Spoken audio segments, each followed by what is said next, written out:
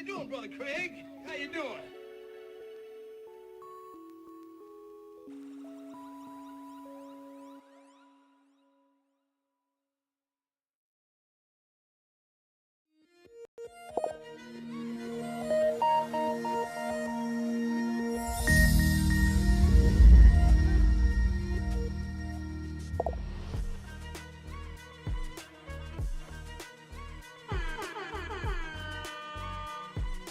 Mic check, 1, 2.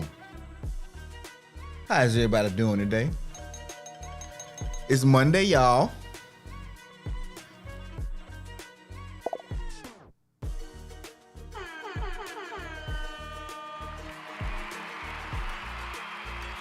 Welcome to Morning Motivation, your daily dose of inspiration and empowerment. I'm your host, Jamon, and I'm thrilled to have you join us as we kickstart our day with positivity and purpose. So whether you're here to seek motivation, connect with like-minded individuals, or simply get your day started on the right foot, you've come to the right place. And as you're coming in the building, go ahead and hit that like button. Say hello, let me know you're here.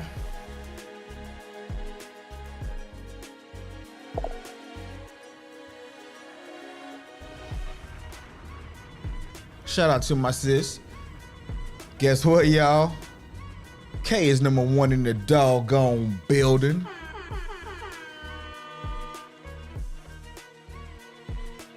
Auntie Canada, what's up? That chicky, yo.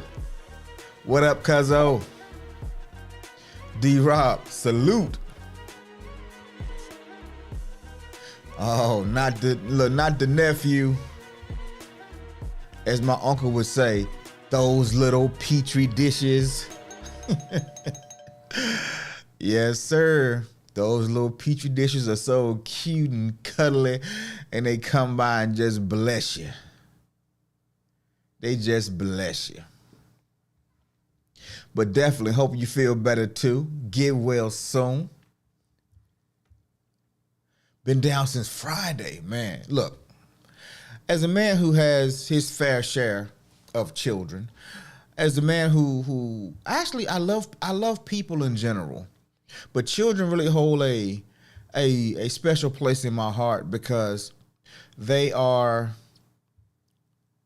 so, they don't know anything. And so for me, it's a joy watching children learn and develop and grow. And I think this is one of the reasons why I actually got into the parenting world outside of being a parent. But a lot of people just don't understand that children they're not doing the things that they do to upset you or to stroke your ego. They're not here to make you feel better. They are learning and growing and developing every day. And it's a process. It's a journey for them, just learning how to share. What up, boo? Trying to get them to not let water run down their leg just because, it's just no longer in the pull-ups. That potty training phase. I mean, children, bro. That's another season. That's another season. And so we've talked about over the last week, there's been a lot happening. And we started a few weeks ago talking about the seasons of change. And I think most of us are all of us are in our summer season. And that summer season is ranging from the 20s through your 40s. So that's 10 years from 20 to 30, 10 years from 30 to 40, and 10 years from 40 to 50. That's 30 years of summer season. And I am at the end of my summer season. I have a couple years left, but, oh man, it's been a ride. It's been a ride that I've thoroughly enjoyed. And so we're not going to go into the 50s because nobody in this chat is in the 50s. And that's a journey that I'm going to be beginning in a few years. So I'm going to stick with what my freshest experience and what I'm currently in, because, there's some of you who are just leaving your 20s. There's a few of you watching, maybe not on the live, but watching afterwards, that are smack dead in the middle of your 20s. Some of you I've had personal conversations with, and we've talked about some of the things you need to be doing in your 20s to prepare for your 30s. And if I'm not mistaken, we ended last stream talking about change. So put a 1 in the chat if you guys have experienced your 20s and your 30s and you've learned some lessons. You've seen a few things. You had a few life experiences that has taught you a thing or two.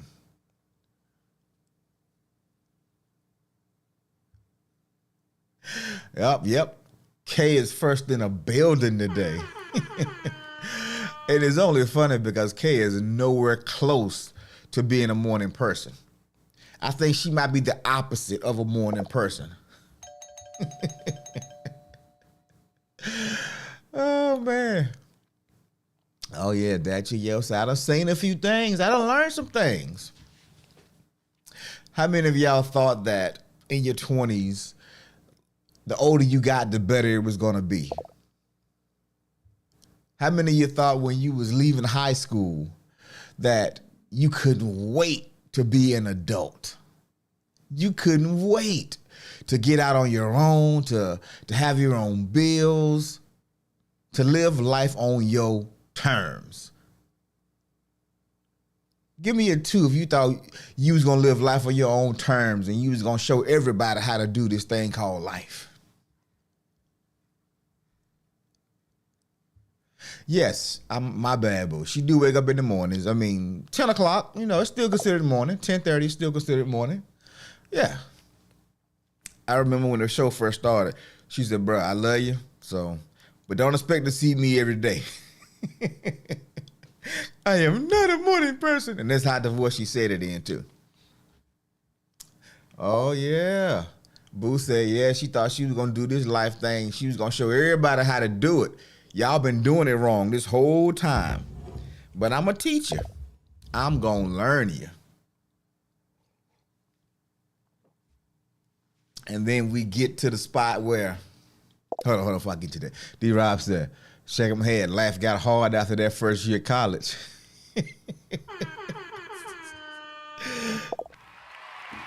That is the correct answer. That your yo said, nah, because I watched my older siblings go through some things. Oh, now we're talking.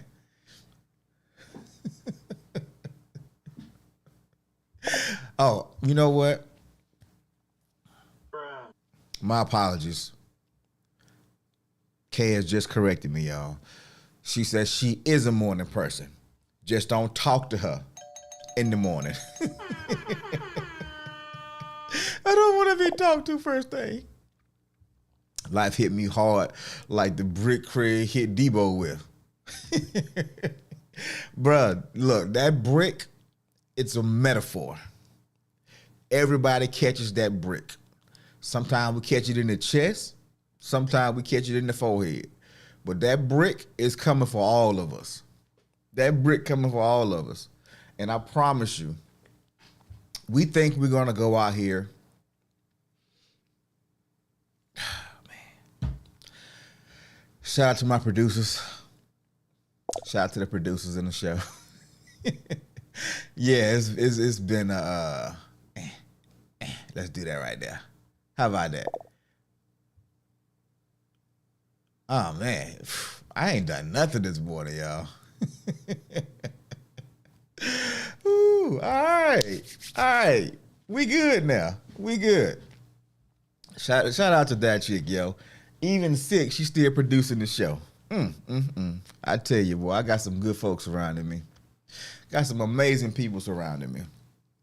But yeah, we all trying to find our path, and we want to live life on our terms. We want to do it. We want to do it our way. And a lot of us, we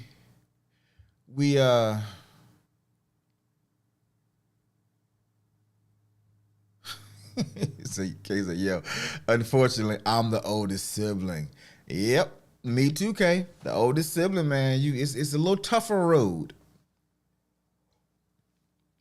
And when you're the oldest sibling, there is a little bit more pressure on you because not only do you have your expectations, your younger siblings are watching you. And they're in a way they're kind of idolizing you because you were the first to leave home. You're the first to have your own place. And so they come to you for advice sometimes. They come to you with money requests. They come to you for just support. And if you are there struggling, it's hard to be that for somebody else. But, we suck it up and we figure it out. And we give the best advice we can. We try to be there as much as we can. And sometimes we'll leave our life that we're building and we'll go back to our families and we'll try to support our families. There was this, I used to be a part of this company called REI, Racial Equity Institute. And they do a lot of training on the effects of, actually slavery, the mentality, the effects of it on the community, the effects in our culture. And one of the things that I learned in that space is that I've always known it, but I didn't understand it in those terms.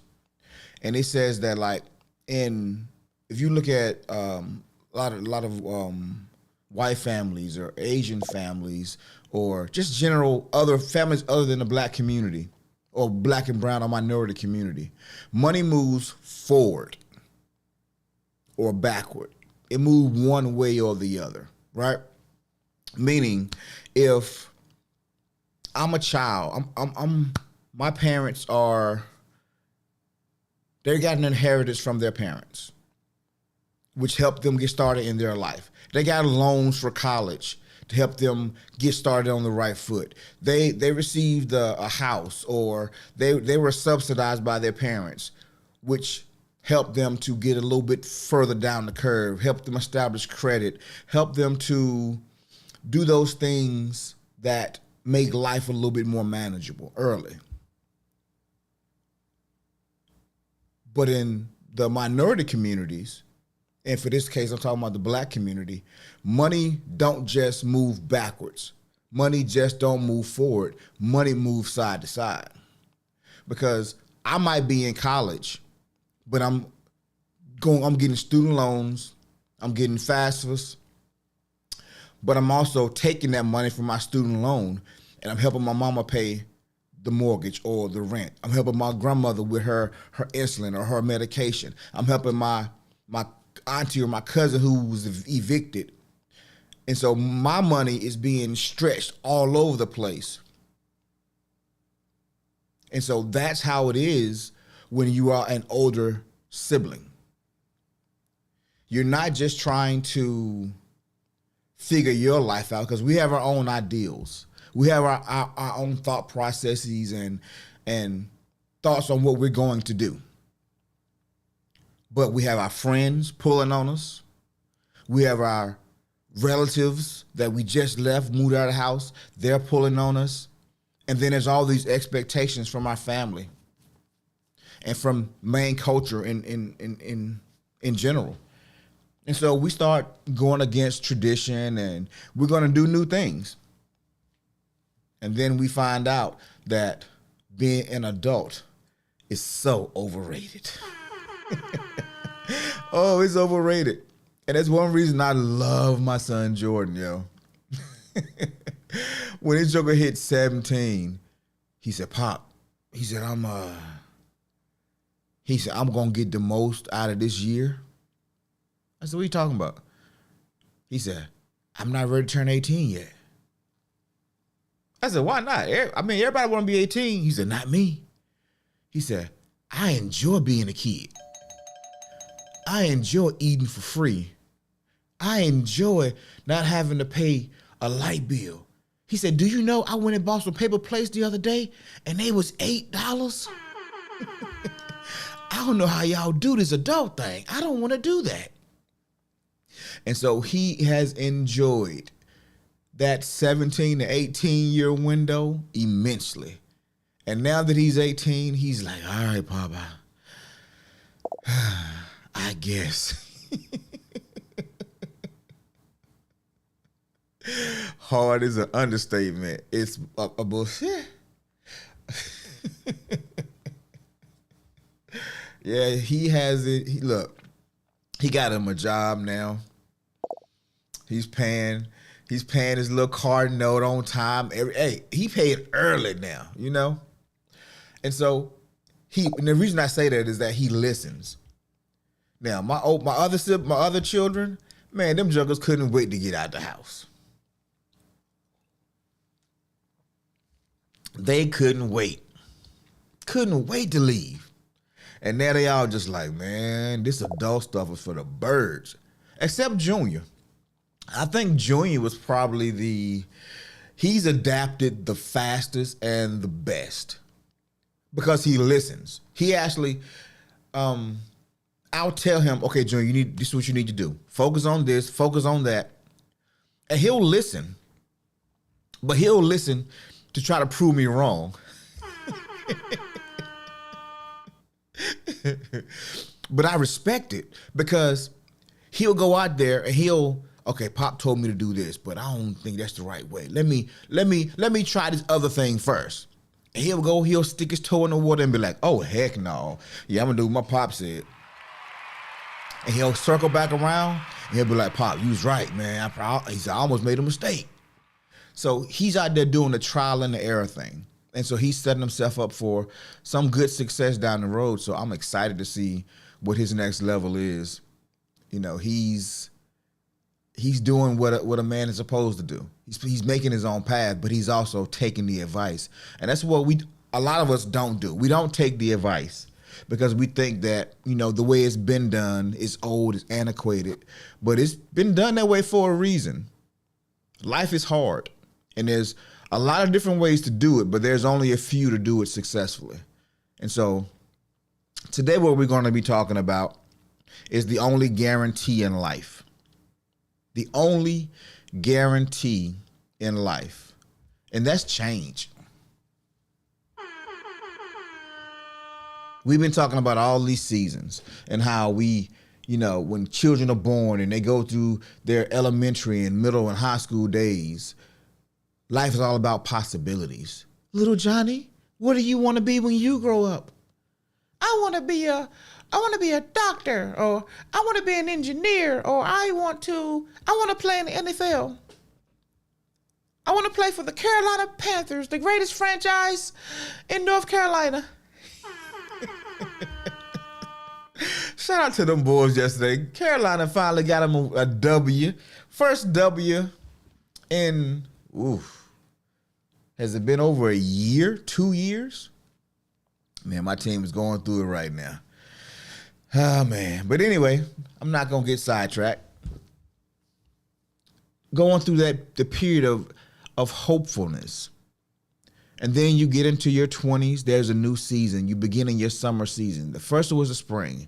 Now you're in your summer. And you get into this space where you're having to walk out these things. You're having to make choices and figure some things out. And you start to realize really quick in your 20s that actions truly have, what's the word I'm looking for? Consequences. Actions really have consequences. And you understand this. You start to understand it in your 20s. And so one of the things I tell my children as they're growing, I said, go out there, fail fast. Just don't make the dumb mistakes. Don't do the things you can't undo. Count the cost. Don't let your feelings write checks that you can't never get rid of. Meaning, have some emotional intelligence. Control the things you can control. Have fun, enjoy, but do it more responsibly because your actions have consequences. And these are the things that I tell my children. And for the most part, they listen. And there's some other lessons that they had to learn the hard way, and some actions, some consequences have happened, and we're working through that. But that's what life is all about. You figuring it out. And then you get into your 30s. And now you start to mature a little bit. This is what D-Rob is now. You kind of decide on a path. Okay, I want to go down this street right here. Now, I got this street and I got that street. That street over there got a lot of potholes in it. It's a lot of debris in the road. Was that broken glass? Was there an accident over there? And this street over here, oh, it's pristine. It looks clean. Pavement looks freshly done. Okay. I think I'm going to take this path over here. And the cruelty of life is that the road with the potholes in it, that's one of the shortest blocks there is. Now, if you hit them potholes now, you gonna have to stop and change your tire. Your whole front end gonna need some realigning. You might even need a new paint job when you get done. But it's only about 5 houses on that block. And then you make it left, right, and you on to the next phase. But on this road that's pristine, freshly paved, oh man, it look like you're smooth sailing. But what you don't see is that there's Mr. City Police Officer sitting in the cut over there. There's children running back and forth across the road. There's a couple of speed bumps that you don't see. So both roads are treacherous. Both roads will get you to where you want to go. The hard road was a little shorter. The easy road was a lot longer. This road was about a mile. Not just a tenth of a mile, or 2/10 of a mile. It was a whole mile. Speed limit is 15. There's hazards everywhere. Both roads gonna cost you. Why am I saying this? Because most of us, when we grew up, we had some semblance of security because our parents paid for everything. Our parents carried the burden of our survival. And so we think that it's easy. We think that life is sweet.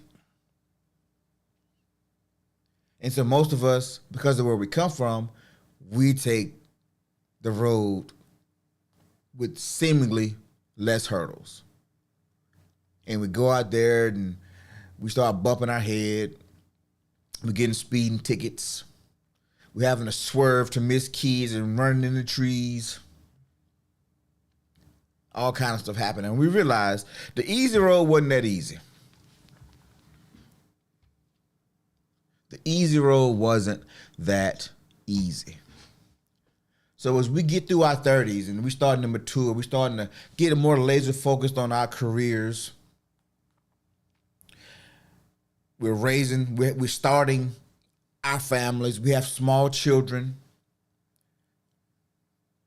Many people are either married or getting married during that time phase. And they're learning to partner with somebody else. And then partnering, you realize, am I really parenting this person right now? Because as I say all the time, we're all children. All of us. If you're 80 years old, guess what? You're still a child. Now, you are a wise child, but when you don't get your way, you still throw a little temper tantrum. You're still stubborn and don't want to eat your peas. And I ain't eating mine.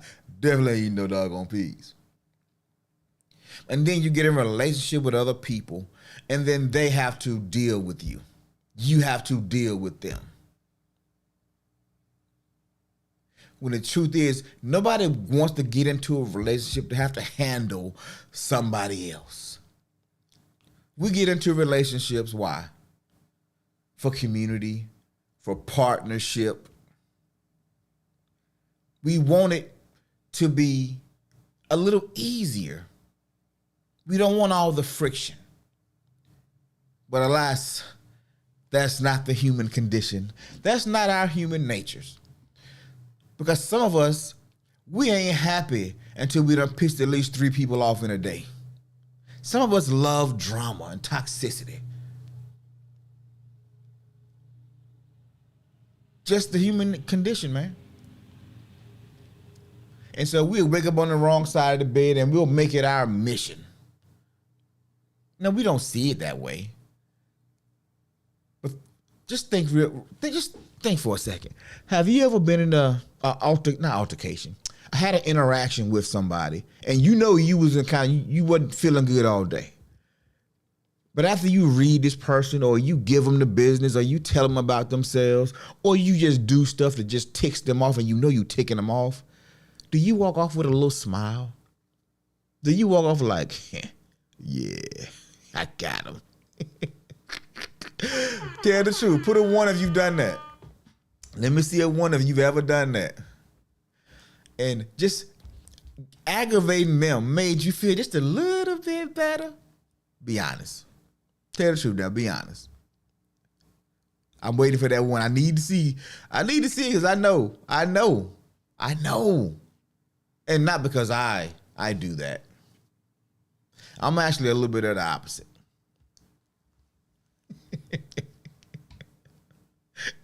So I don't play that.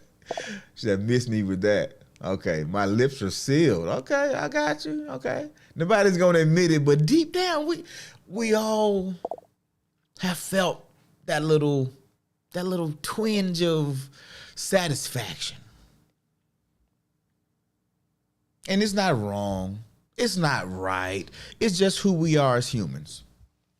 And so now we transition into our 40s. Y'all notice the changes from spring to your first summer season, to your second summer season, now going to your third summer season, into your 40s. Now, I've had those moments. Thank you for the honesty. Thank you for the honesty, because I know it is the human condition.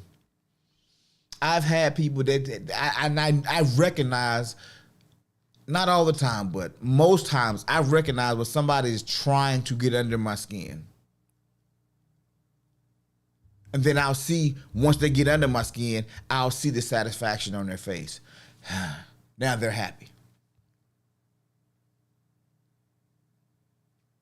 I would come home and my mom would be sitting on the porch, and the neighbors will walk by and she'll wave and she'll talk to the neighbors. But as I'm back in my car in the driveway, I can see the smile start to turn down like the Grinch. And I'm like, oh, here we go. Here we go. I get out of the car. Hey, baby, good morning. How you doing? I'm fine. How are you?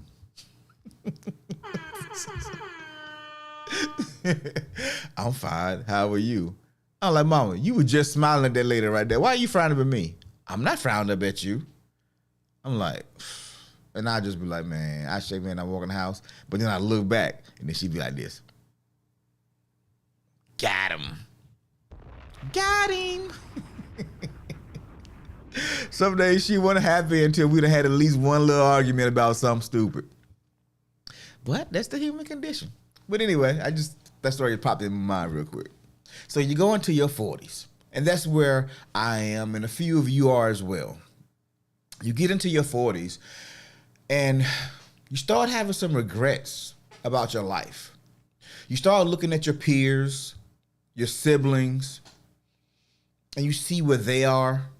You see what they've done. Your children are getting older. They're starting to notice that Mama and Daddy, y'all said, our whole life that this was a deal. Why y'all ain't doing it? Or they're now leaving high school, going into college, and they're starting their careers. And their first job is making almost what you make. That's a scary one. At least for me, it was. No, I haven't really had a traditional job in a very long time. So this doesn't apply to me in that sense, but as far as career, when I see my children come out and they have stability and they have career and it's something that they can do for the rest of their lives if they so chose to. Now, for the last probably 12 years, I've been kind of freelancing, just been out in the world doing things, and I make really good money, but there's not a lot of stability in it. If I were to get hurt or couldn't do the work no more, my life would change drastically. Drastically. Because I don't have certain protections that a job would offer. Now, I could get them, but because nobody's offering them, I didn't think about it. Because I'm still thinking I'm young. I'm still thinking, because I am in my summer season, I'm not doing all the precautions. And so I had to make some adjustments around that. Watching my children get older. And then I became the OG. I'm still young enough to go do whatever it is I want to do, travel, do so many things. But I have a certain level of maturity now. Wisdom, as they would say. Let me see. Let me check on something real quick. How many of you feel like you've learned a few things in life and you could teach somebody else some lessons? Put a 1 in the chat.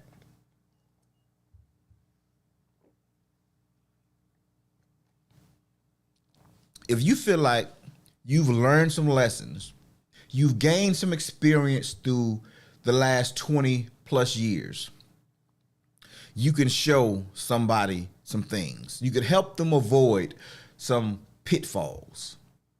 You could help them get ahead in certain areas, whatever your level of expertise is. If you feel like you have acquired wisdom, okay, 1, 2, okay, or a half. Okay, that's 0.5. I got you. And so going into that last 10-year phase of summer, that's when I think Friday, last Wednesday, I told you guys that one-ish, okay, 1-ish, I got you. I am teaching others. My women's group went from 11 members to 25. Shout out. 11 to 25. I love it. I love it. You see, as you get further, you start to understand some things in life. You acquire some wisdom. And this came from change. The only guarantee in life is change. But there's a problem with the change. Most of us resist it. We want things to stay the same way they were. Has anybody read the book, Who Moved My Cheese? Who Moved My Cheese? I think the guy's name is Spencer something. Something Spencer. Yeah, last name Spencer. I think it's Jack or John or some Spencer. But Who Moved My Cheese? It's not a new book. It's been out for, I guess, maybe 20 plus years at this point. But the book really deals with change. And I was told to read that book years ago, but I didn't. I think I eventually read it maybe 8 years ago, that I actually finally read it for the first time. And I'm like, man, why not? I should have listened and read this book much sooner. Is anybody familiar with that book, Who Moved My Cheese? Do I have it? I may have it somewhere around here. One of these bookshelves. No, nobody's read Who Moved My Cheese? All right, let me give you a quick synopsis of it. Who Moved My Cheese is a story about these rats or mice in this maze. They were in this lab, and they were doing this experiment. And so I think it was 4 mice. They call them Sniff, Scurry, Hem, and Haw. Sniff, Scurry, Hem, and Haw, I think, yeah. And they had all these different cheese stations throughout this whole maze. So in cheese station A, for like a week, every morning they put fresh cheese. You got your Gouda, your pepper jack, your cheddar, your mozzarella. They put all your cheese in this one cheese station.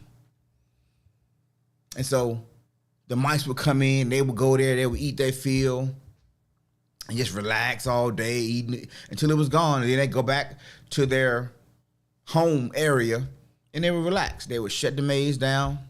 Then the next day, they'd open the doors.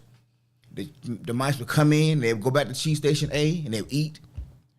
But after that first week, they put like 2-3 pieces of cheese at A, but then they put the rest at B. And so they open the doors, the mice come in, they run straight to cheese station A so they can get their morning fill. But they get there and it's only a few pieces. So they divide that up and eat that, and him and Haw and Sniff, they kind of sat there, was like, okay, well, maybe they just laid on the cheese today. They'll be bringing some more here real soon. But Scurry said, nah, I'm going to go down this hallway a little bit more. So Scurry goes down the maze a little bit, and he finds cheese station B, where there was like tons of cheese. And he ate and he ate and he ate. He leaves and he goes back. And he's like, where you go? He's like, man, I found the mother load of cheese. That's cheese station B. So the next day, the gates come open. They run through. Sniff and Scurry hit A. There's nothing at A. They run straight to B. Him and Haw was like, well, I know they're going to bring more cheese to A, so we're going to wait at A. And so they waited at A for another week. By that time, they had opened up cheese station C. So y'all get where I'm going with this, right? They keep adding things and changing things. And there's some people who get stuck and they determine they're not going to do it the way that it's been done. They're not going to do it the way that tradition has suggested. They're going to do it the way they want to do it. And they're going to wait right here. Or in this case, tradition was it would be at A. And I'm not doing nothing new. This book is about changing, life-changing activities. When things change, you have an opportunity to adjust or hang out and wait. Hanging out and waiting doesn't always give you the best options. The life that you knew is what you knew. You can't go back and recreate times. I can't go back to some of the best seasons of my life and recreate them. As a matter of fact, if I drive back to some of those old communities, those old houses, get around those same people, guess what? We're all different now. The times have changed. And so have we. We don't like the same things that we used to like. The things that drew us closer at that time, well, they're not the same conditions. So therefore, we don't have as much in common as we once had. This is why circling back to old relationships never work. Because the reason you and this other person got together in this moment is because the conditions were right for y'all to get together. And because y'all didn't stay together, y'all didn't figure out how to grow together, y'all left each other. And then you've had more experiences, more things have happened, and then you kind of miss what you had, and you go back and you realize this is not the same person, or this is exactly the same person, but I'm not the same. Life continues to change. And we have to change with it. So whether in your 20s, your 30s, your 40s, your 50s, your 60s, your 70s, your 80s, every 10 years, every 5 years, every 2 years, life is going to change. And if you're stuck, I remember my mom. My mom is a hoarder. She used to get mad, but she don't get, well, yeah, of course she don't get mad no more. But before she passed, I would say, girl, you still hoarding? She'd be like, yep. At some point, she just embraced it. My mom still, matter of fact, it's a couple of blouses in the closet downstairs right now that still got the shoulder pads in it from the 80s. She bought in the 80s. She still have them. My mom don't throw nothing away. Nothing. And she wouldn't do it because she knew the style was coming back. She just liked what she liked. And it meant something to her. She got clothing in her closet that she hasn't worn in over 20 years.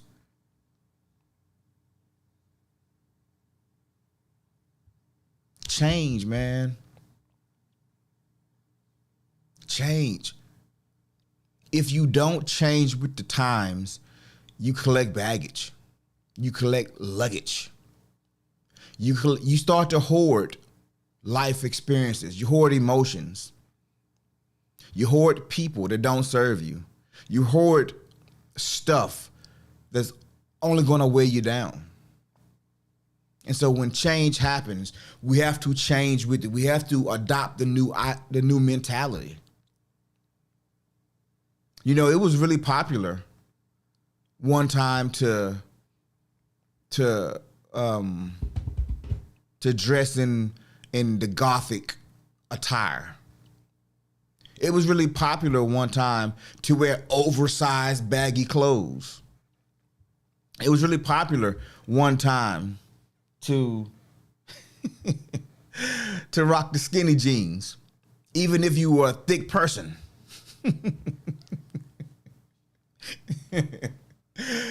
Times change. It was popular one time for everybody to have the afro. Times change. And we have to be willing to change with them. And the faster we can adapt to change, the faster we can take the wisdom that we've learned, the faster that we can see the patterns and we can predict future. I know that sounds crazy, but that's how you predict future. You look at what's happened historically. You look at what caused this what caused this reaction in the markets, what would cause this reaction in the relationships. And now you can't predict it piece by piece, but you can say it's a high probability that if we stay on this path, this is going to happen. And so my job as a parent is not to hold my children to the standard that was there when I grew up, because times have changed. My job is to let my children know that these are some of the pitfalls that I experienced. These are some of the things that I had to endure because I did A, B, C. Now, you're going to have your own adversities, your own challenges. However, if you can avoid these things and control what you can control, then you have a higher probability of having success faster. And my job as your parent is to help you have success faster, because you are my legacy. You are my hope for the future. You are how I live multiple lives, or how I endure. My presence on this space. And I want that to be a good impact.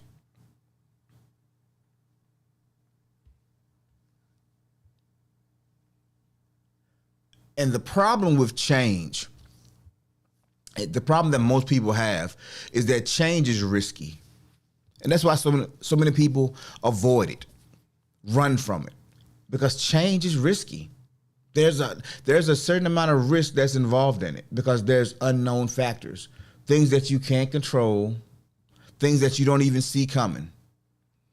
And so most of us want to play it safe. But we want freedom. We want freedom to self-determine, right? But freedom isn't free. Freedom isn't free. Freedom involves all kinds of risk with no guarantee of reward. The reward is only the hope. And so what happens in our 40s, we wake up and realizing that we've been stuck because somewhere in our 30s, we didn't change. Somewhere in our 30s, we stopped somewhere. So D-Rob, my guy, before you get up out of here, you have to be willing to take the risk in order to change in the way that you want to change, to grow in the way you want to grow, to realize your dream. You can't sit on what has been. You got to be willing to take a chance. Yes, I know I said I wanted to be A, B, and C, but it ain't working for me. It's not working. So maybe I should do something different. Yo, I know I said I would never do I would never do this, but I've seen it work for this person. And the path that I tried to go on, it ain't working.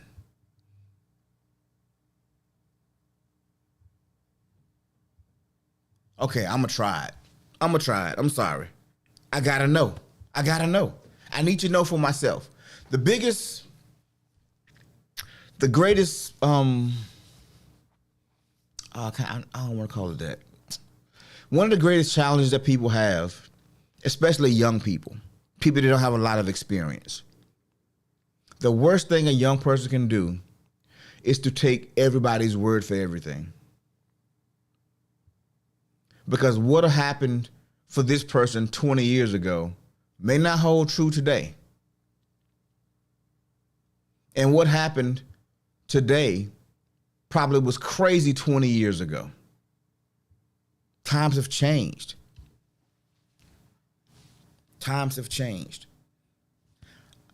I used to have this homeboy, right? Matter of fact, this might be story time real quick. Hold on. I don't know how far I want to go into it, but let's see. I had this homeboy one time, and he was determined that he was going to live life on his terms 1,000%. He wasn't doing nothing traditional. He wanted to go out into the world. He wanted to live as free and as reckless as he could, just because he could. And he went into some spaces where he got out of control, and some things happened that it changed him. And after years of living that life, he decided, you know what? I'm going to go back and I'm going to do it the old boring way. He said, I'm going to go back and do it the old boring way because I've tried it and I'm tired of being made up against this wall. I'm just getting abused, taken advantage of. And he came back and he tried to do the traditional thing, but then it wasn't working for him. He didn't have the experience. He didn't have the credentials. The only credentials he had was in the wild stuff he was doing. And he was tired of that lifestyle. So he had a choice to make. He could either accept where he was and start over and hope he had enough time. He could also stand there and be stubborn and demand what he wanted. Or he can go back to what he knew. But for him, going back wasn't really an option. So he only had two choices. Either demand that they give me, or I start over. Now, I was very general about the situation because I'm not sure if he ever watches this show. So I didn't want to go into specifics because I don't want anybody to feel like I'm talking about him. But it's a great teaching tool. Change is coming whether you want it or not. It's the only guarantee in life. I used to say death and taxes. But there's a lot of people who don't pay no taxes. And everybody won't see death, depending on what you believe. But change is the ultimate guarantee. It's coming. Was dark turns gray. Was small turns big. Was new gets old. Change is inevitable. It's happening. And so what you should do in your 40s, in your 30s, in your 20s, is take the experience that you've gained, embrace it, and leverage it. And so before we get out here today, I want to talk about leverage real quick, because we're going to go into a series, and I guess we'll be starting on Wednesday. But leverage is a, you know what? Actually, I'm gonna share a little video real quick so we can talk about it. Hold on, let's see. Where am I? Let's go here. Yeah, that's it. All right. What if there's a better way? Well, my friend, there is. But first, let me let you in on a big secret. It's a concept that highly successful people are using. This is what I call the concept of leverage. Let me start with the definition of income. Well, you know the formula. It's income equals rate times time, right? Say your rate is $10 per hour, so if you work 8 hours, then you get paid $80. Yep. Pretty simple, huh? Pretty simple. Now, what do people do to try to increase their income? They increase their time. Increase their time. Some people work more hours or get 2 jobs. Yep.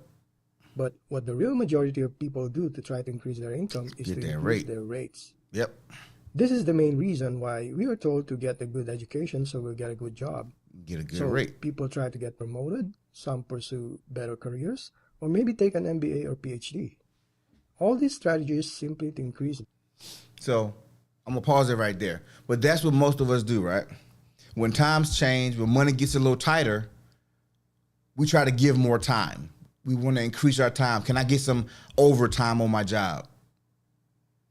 Only to find out that you got actually a little less money because the tax rate was so high, right? So then you get smart and you do what I did, right? You find a way to increase your rate. How can if I was making $50 an hour, how many hours would I have to work?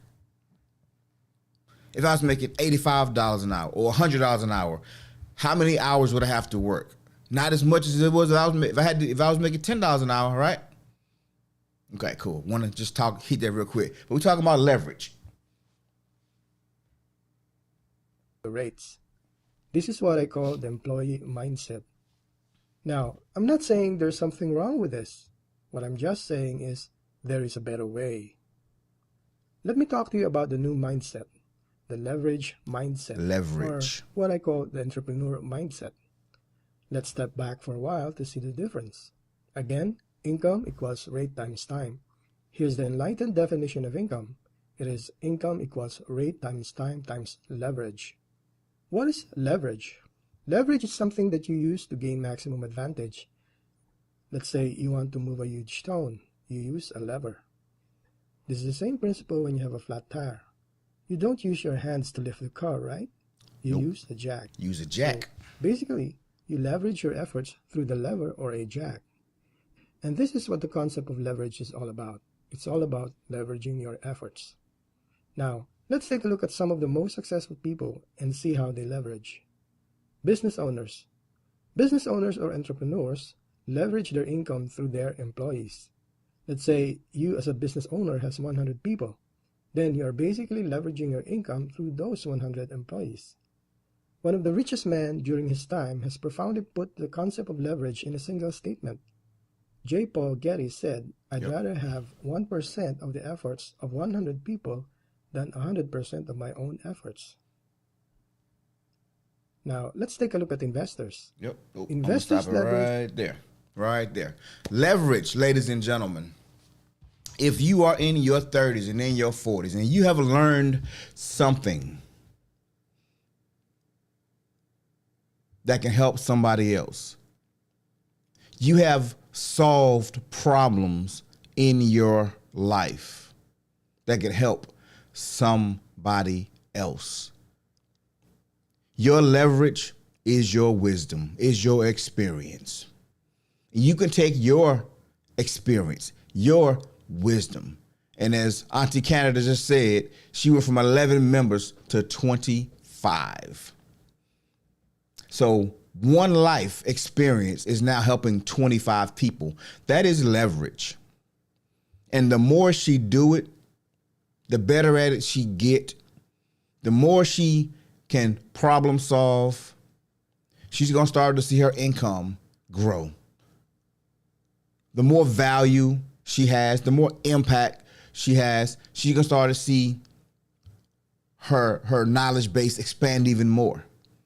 Because as they are learning from her, she's also learning from them. And she's seeing their tight spots is when they're refusing to change and when they're stuck somewhere. And now she's like, hey, ho. If you make an adjustment here, it's a high probability that you will avoid some of these pitfalls. Oh my God. You're a lifesaver. How did you know? Because the more you out there taking those risks, the more experience you get, the older you become, you start to recognize the patterns. And when you can recognize the patterns, you can predict what people are going to go through within reasonable. You can't predict exactly, but you know generally about what's going to happen in that scenario. And you could help them. So if you've entered your 40s and you haven't found a way to give back, you haven't found a way to leverage your time, your talents. This is going to sound cliche, but what are you waiting on? You have a knowledge of experience. You don't have to be a 10 to teach a 2. You don't have to be a 10 to teach a 2. Somebody needs your knowledge. And whether that's you creating a physical product, starting your own YouTube channel or your own podcast, coaching, D-Rob is leveraging his experience to help other young men. And the more value he provides, the more impact he has, he's going to get to do it with more. Bigger programs, bigger schools, higher salaries.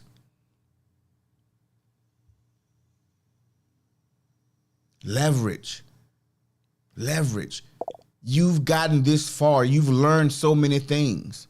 Life is supposed to get better as you get older, but it doesn't for many. Because most of us, we get stuck and we don't want to change. We don't want to roll with the punches. We want to make the world be what we want it to be, but that's never going to happen. Never going to happen. Y'all, we've all seen that picture of the man, Sisyphus. I think his name was Sisyphus. He was trying to roll that stone up the hill.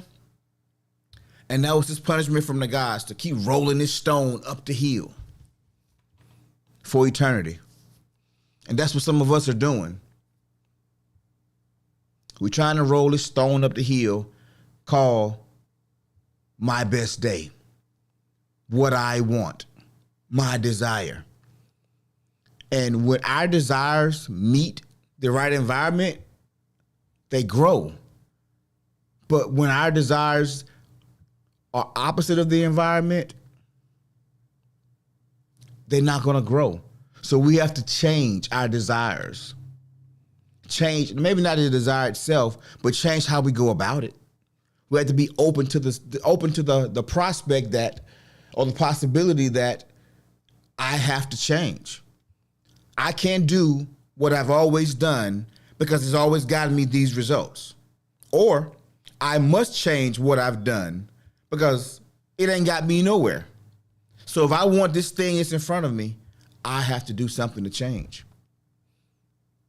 If I want the life that my parents live, just say your parents been together for 40 years and they were the happiest couple you knew. Well, there's no guarantee that you're going to experience that because times have changed. The world is not the same place that it was when your parents got together.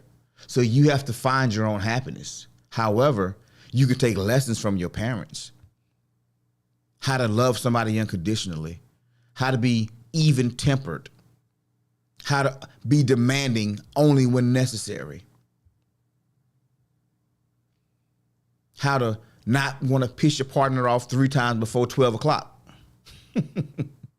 How to bring peace to your home and not war. Change is a good thing. It's hard. But it's only hard when we resist it. It's inevitable.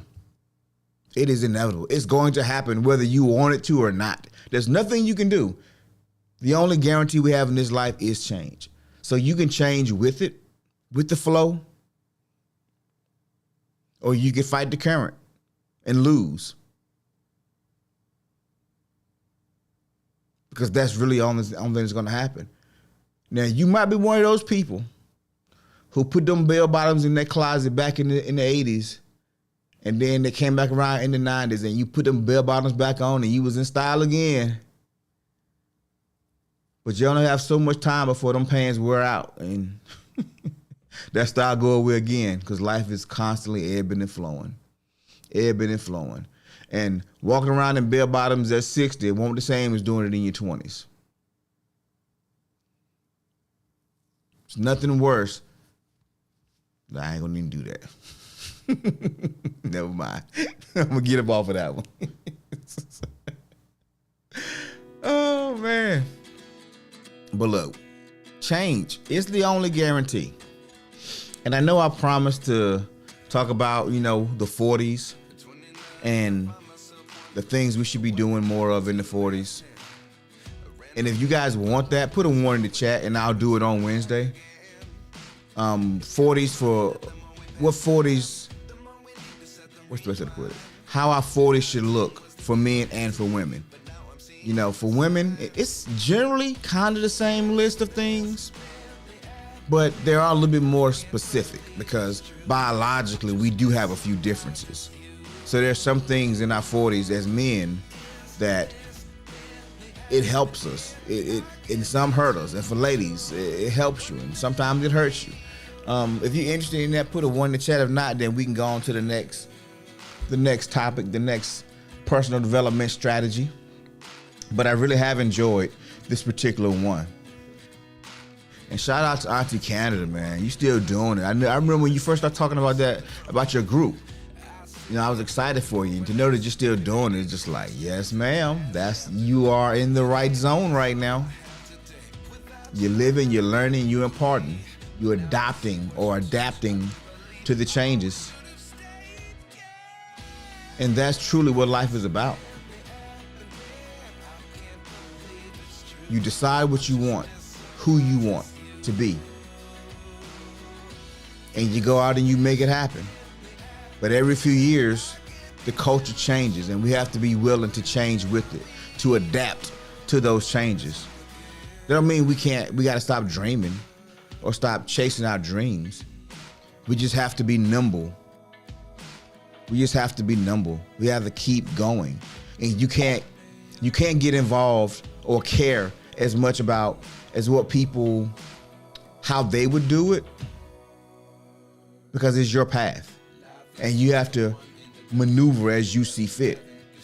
But always be open-minded. Because sometimes those people, they're not hating. They're trying to help. I know it may seem like hate, but they're truly trying to help.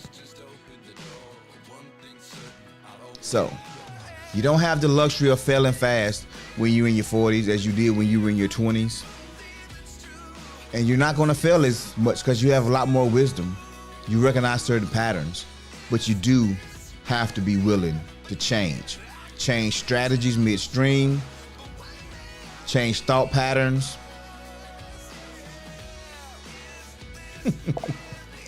I need to see what the 40s is going to be like in a few years. I got you. Yeah, we'll continue on Wednesday with them 40s. But I want to do a happy, early anniversary to my wife. Tomorrow, we celebrate our second wedding anniversary. Bobby, I love you, baby. 2 years tomorrow, girl. It's been a privilege. It's been a pleasure. It's been a joy to call you friend, wife, love of my life. I thank you for everything that you've brought into my life in these last, married 2 years, been together for, I guess, about 7-8 years now, though. But, it's been a hell of a journey, and I'm proud to share it with you. So that's it. I just want to get that out so y'all know, too, that, tomorrow's our anniversary. We're not going to celebrate till the weekend, but I just wanted to say it publicly that, my baby, that's another year down, girl. We's done it. We's done it 2 strong years now. And I don't think we gonna turn back on this thing. I think we in it to win it. So shout out to you guys for the support. Oh, closing thought. No, I'll save it for Wednesday. All right, y'all. Be blessed. Have an amazing day. Get your week started off right. Peace.